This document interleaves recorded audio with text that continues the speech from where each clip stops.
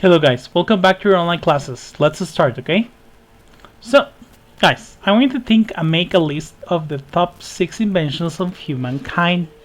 Think, why are these inventions so important in your case?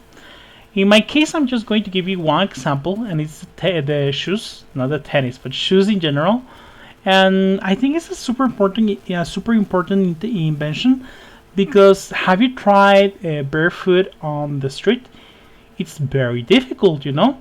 So using the shoes, well, we protect our feet, and it's easier, right? So yeah, I definitely think that this is an invention that was very important. What about you? Make your list, and we're going to share them and discuss them during class. So let's continue, and I have a question now for you. What is the use of sending rockets to the moon, and why do you think so? Do you think that this is something good, that we should be using our money on this, or think that there is maybe other things in which it could be used and this is not so important? Analyze it, think it, and we're going to discuss it during class. Okay guys, so I want you to listen to an audio and I want you to tell me what is the point of view of Jack and Alba about sending rockets to the moon, and with who do you agree and why. So let's listen, guys. I see another rocket's just been launched. All this money that's being wasted on going into space? Just think what could have been done with those billions of dollars. Yes, but one way to look at it is that all kinds of things have been discovered through space exploration. Like what?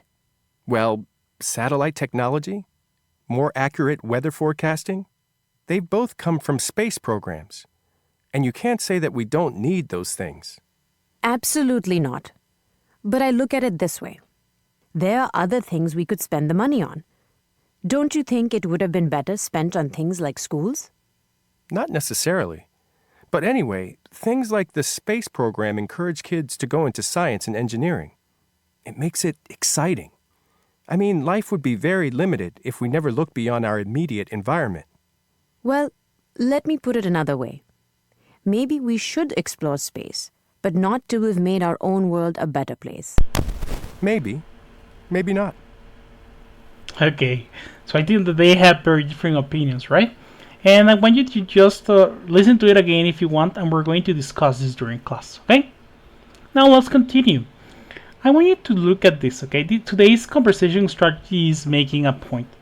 Notice how Alba and Jack use expressions like this to make their points, yeah? We have, for example, let's put it this way, to put it in another way, let me put it in another way, I look at it this way. One way to look at it is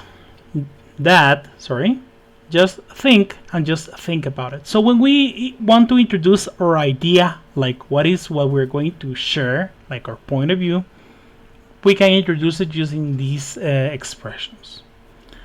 Another strategy that they used today was absolutely not and not necessarily. So you can use absolutely not or definitely not to make a yes or no response stronger. So when you use these expressions, you're being very strong about your position, okay? You can use probably, probably not, or maybe, maybe not if you don't want to commit strongly to the response. This is like saying, well, yeah, there is a chance, but not necessarily true, right? And if you want to say something that is not completely or always true, you can always use not necessarily, okay? Now, guys, today's homework, I want you to open up your workbook on the page 37, and you're going to work on this exercise. Circle the correct expressions to complete the conversation. Work on it, and we're going to check it in class. Okay? Thank you guys for watching today's video. I'll see you in class. Bye.